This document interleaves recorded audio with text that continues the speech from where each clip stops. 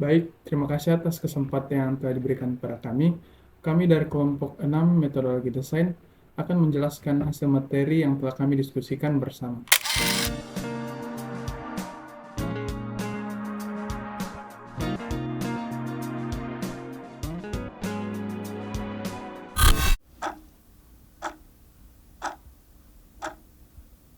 Baik, nama saya Agna Akbar dan saya akan menjabarkan tentang asal-usul dari perkembangan design thinking dan juga 5 tahapan design thinking. Yang pertama adalah asal-usul dari perkembangan design thinking. Asal-usul istilah design thinking ini berasal dari para akademisi seperti Brian Lawson dan Nigel Cross yang memperhatikan pola pikir yang berbeda dari desainer seperti arsitek dalam memecahkan masalah. Desainer lebih fokus pada masa depan, menciptakan hal baru, dan mengembangkan solusi secara iteratif dengan melibatkan masukan klien. Pada tahun 1980-an, akademisi mendapati bahwa pola pikir desainer lebih cocok untuk menyelesaikan permasalahan zaman modern yang kompleks, dinamis, dan ambigu yang disebut sebagai wicked problems. IDEO, perusahaan konsultan desain produk dan industri, merupakan salah satu yang pertama kali mengadopsi design thinking untuk menyelesaikan masalah wicked problems. IDEO menggunakan design thinking untuk mengatasi masalah bisnis dengan pendekatan human-centric dan fokus pada kebutuhan pelanggan. School juga menerbitkan proses dengan 5 tahapannya yang sekarang menjadi salah satu rujukan populer, yaitu empathize, define, prototype, dan test. Dalam dekade 2010-an, design thinking yang semakin populer.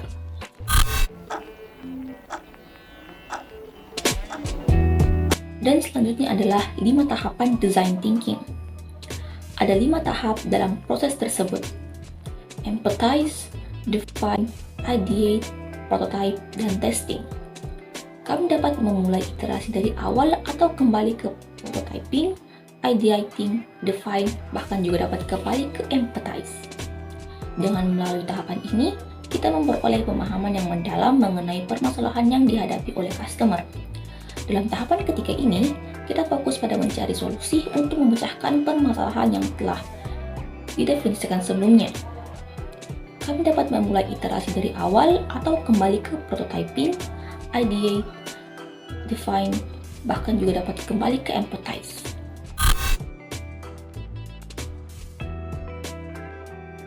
Perkenalkan, saya Asliha Dwi Amitika Hirani Syam. Selanjutnya, mengapa harus menggunakan design thinking untuk inovasi? Tahapan-tahapan yang ada dalam design thinking. Untuk tahap empathize, design thinking itu menggunakan metodologi riset kualitatif seperti interview dibandingkan kuantitatif seperti survei, dengan tujuan untuk mendorong kita menggali kebutuhan customer itu sendiri.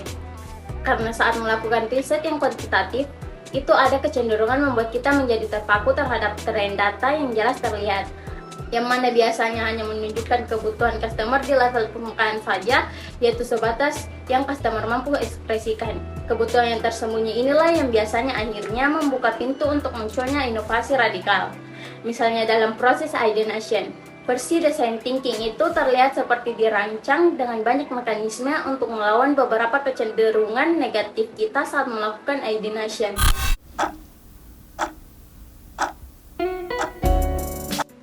Adapun 5 area penggunaan design thinking. Area yang pertama adalah dalam hal pengembangan produk baru.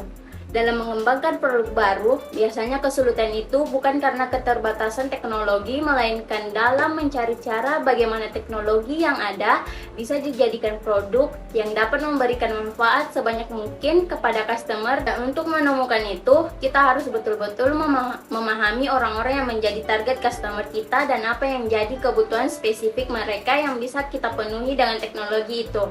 Area yang kedua adalah dalam menciptakan layanan baru inovasi. Layanan pada umumnya melibatkan perubahan terkait bagaimana layanan itu diberikan. Area yang ketiga adalah dalam merancang model bisnis baru. Pada dasarnya, inovasi model bisnis adalah upaya kita mengubah cara perusahaan memberikan nilai tambah kepada customer. menciptakan nilai tambah tersebut, dan akhirnya kita bisa menghasilkan keuntungan dari nilai tambah tadi. Area yang keempat adalah dalam mendesain inovasi organisasi. Dan dimaksud dengan inovasi organisasi itu adalah melakukan perubahan pada proses bisnis di organisasi atau pada sistem manajemen agar karyawan dan stakeholder atau pemangku kepentingan yang terkait itu bisa melakukan aktivitas atau pekerjaan mereka dengan lebih efektif dan lebih efisien. Area kelima adalah mendesain inovasi sosial. Inovasi sosial adalah solusi untuk masalah dan tantangan sosial yang didorong bukan oleh pencarian profitnya. Metode design thinking ini memastikan bahwa permasalahan yang diatasi itu didefinisikan sesuai dengan kebutuhan penduduk setempat dan solusi yang dikembangkan disesuaikan dengan konteks lokal.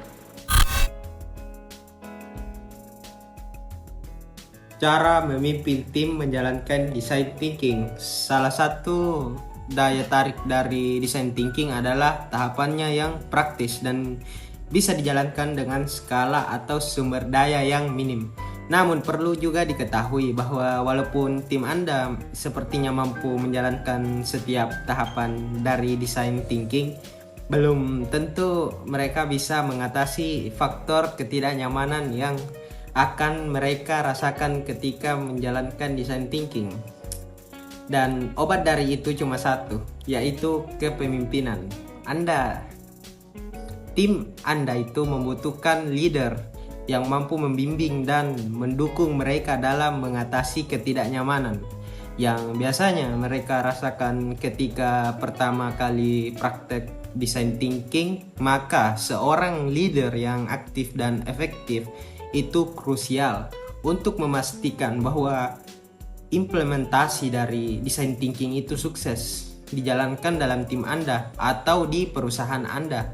Yang penting menantang adalah mereka harus membiasakan diri dengan merasakan apa yang selama ini mereka hindari, yaitu kegagalan dan kesalahan yang mana kemungkinan besar akan mereka alami berulang kali saat mereka melakukan design thinking pada saat prototyping, testing, dan di setiap proses itu iterasi. Oleh karena itu, leader seperti Anda perlu mengetahui bahwa cara membantu tim agar bisa mengatasi semua ketidaknyamanan itu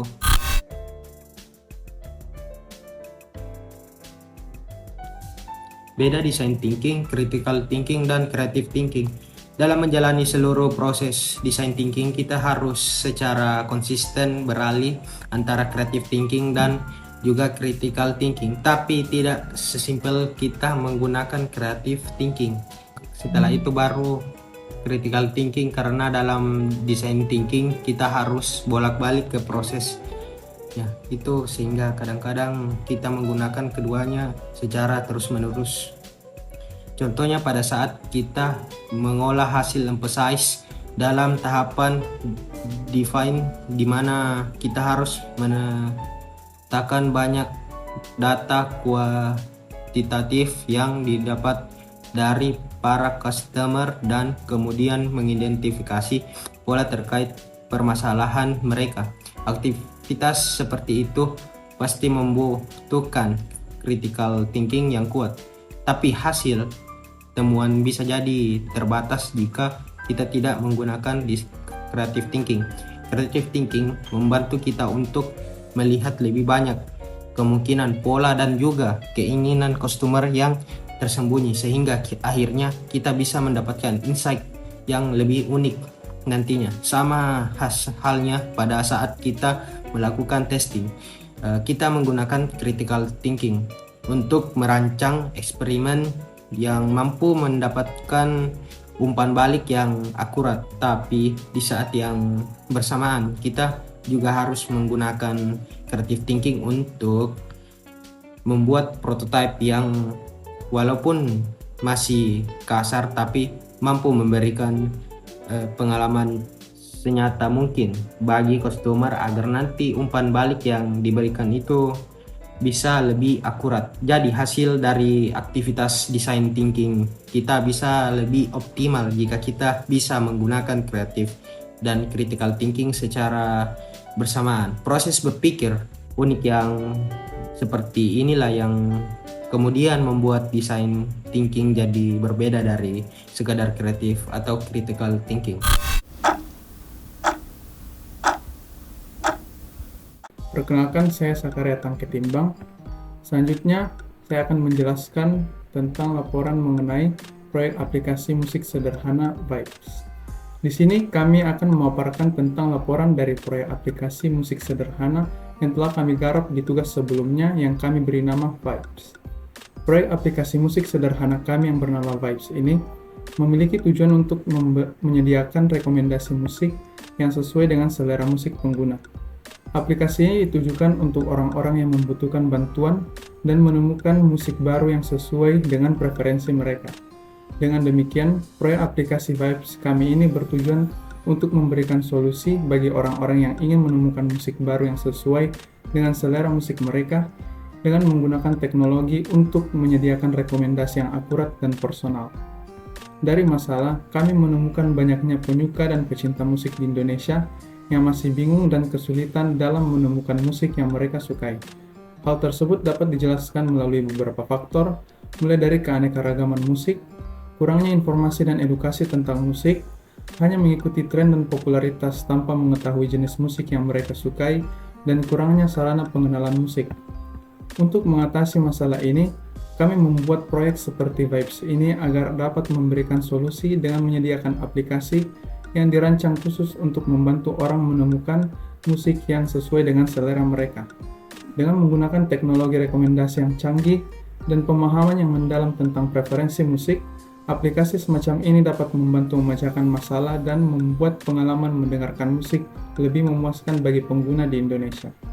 Dalam aplikasi Vibes, terdapat dua fitur utama yang menjadi fokus utama, yaitu preferensi genre musik dan fitur Top 10 by Vibes.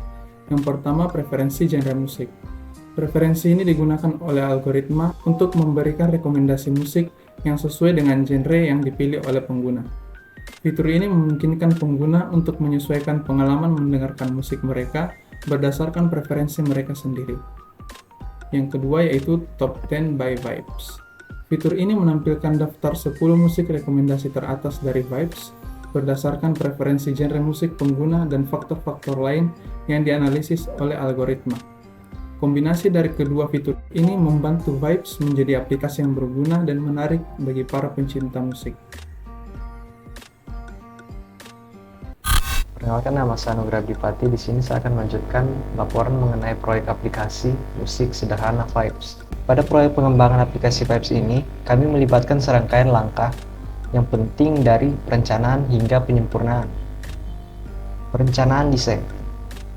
Tim kami melakukan perencanaan desain dengan mengidentifikasi tujuan, kebutuhan pengguna, dan kompetitor. Fitur-fitur penting seperti preferensi genre musik dan Top 10 by Vibes ditetapkan berdasarkan analisis ini. Penerapan ide. Ide-ide yang kami hasilkan dari perencanaan desain diterapkan ke dalam konsep aplikasi. Kami melibatkan penentuan alur pengguna, fitur-fitur, dan arsitektur informasi yang sesuai dengan kebutuhan pengguna. Konsep interface. Konsep tampilan antarmuka aplikasi Vibes dirancang dengan mempertimbangkan prinsip desain seperti keterbacaan, kejelasan, dan konsistensi. Desain ini mencakup tata letak, warna, tipografi, dan elemen visual lainnya yang menciptakan pengalaman yang menarik dan mudah digunakan. Fitur-fitur penting. Fitur-fitur utama seperti preferensi genre musik dan Top 10 by Vibes ditekankan dalam pengembangan. Prototyping. Untuk menguji konsep dan fitur-fitur pembuatan paper prototype dilakukan. Ini adalah versi sederhana aplikasi yang digambar secara manual dan digunakan untuk pengujian awal oleh tim pengembang dan pengguna potensial. Testing. Hasil paper prototype tersebut diuji untuk mengidentifikasi masalah dan kelemahan dalam desain dan fungsionalitas. Pengujian ini menghasilkan umpan balik berharga yang digunakan untuk meningkatkan prototipe dan desain aplikasi. Refine. Berdasarkan hasil pengujian, prototipe dan desain aplikasi Vibes disempurnakan. Perubahan diterapkan untuk meningkatkan pengalaman pengguna untuk memperbaiki masalah yang diidentifikasi selama pengujian. Dengan demikian, pengembangan konsep dari proyek aplikasi Vibes melibatkan tahapan perencanaan, desain, pembuatan prototipe, pengujian, dan penyempurnaan. Proses ini memastikan bahwa aplikasi yang dihasilkan memenuhi kebutuhan pengguna dan memberikan pengalaman yang optimal. Evaluasi hasil proyek aplikasi musik sederhana Vibes ini menunjukkan bahwa aplikasi ini berhasil memberikan rekomendasi musik yang sesuai preferensi pengguna dan memenuhi kebutuhan mereka dalam menemukan musik baru. Respon positif dari pengguna serta kualitas teknis yang baik seperti stabilitas keamanan dan menunjukkan keberhasilan aplikasi.